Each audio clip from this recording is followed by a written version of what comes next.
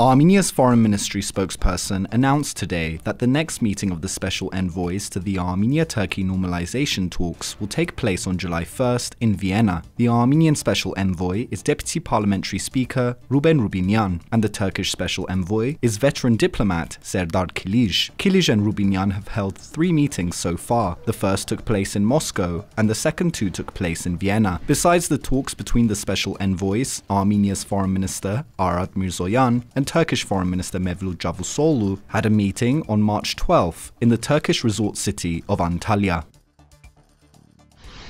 An Armenian Prime Minister Nikol Pashinyan slammed Azerbaijan and Turkey at a Monday evening press conference for the lack of forward movement in ongoing efforts to normalize relations, adding that Azerbaijan is trying to build up legitimacy for a new war by placing blame on Armenia instead. Most notably, Pashinyan accused Baku of cancelling a meeting, apparently scheduled for Monday in Brussels, between Armenian Security Council head Armen Grigoryan and Hikmet Hajiev, the Azerbaijani president's foreign policy advisor. During the press conference, Pashinyan also confirmed that Armenians will start using an alternative route to get to Nagorno-Karabakh in the future. The November 9, 2020 statement that ended the Second Karabakh War did have a clause which stipulated that a new route would be constructed for the Armenian side, and that Lachin city and its adjacent areas, including the current route and villages like Aghavno and Sus, will be handed over to Azerbaijan within 3 years. However, Pashinyan refused to go into detail about what the handover will mean in practice, only saying that problems will be solved with the help of the Artsakh government.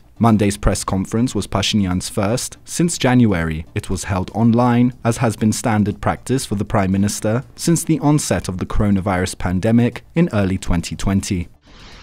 And Sputnik Armenia is reporting that representatives of the Red Cross have visited Armenian POWs being held in Azerbaijan. The Red Cross reps helped the Armenian captives contact their families through letters, video messages, and telephone calls. According to Pashinyan, 38 Armenian POWs remain in Azerbaijan. However, some human rights lawyers put the number over 100. An Armenia Statistical Committee has released economic data for the period between January to May 2022. Compared to the same period last year, foreign trade increased by 36.6%, amounting to $3.9 billion.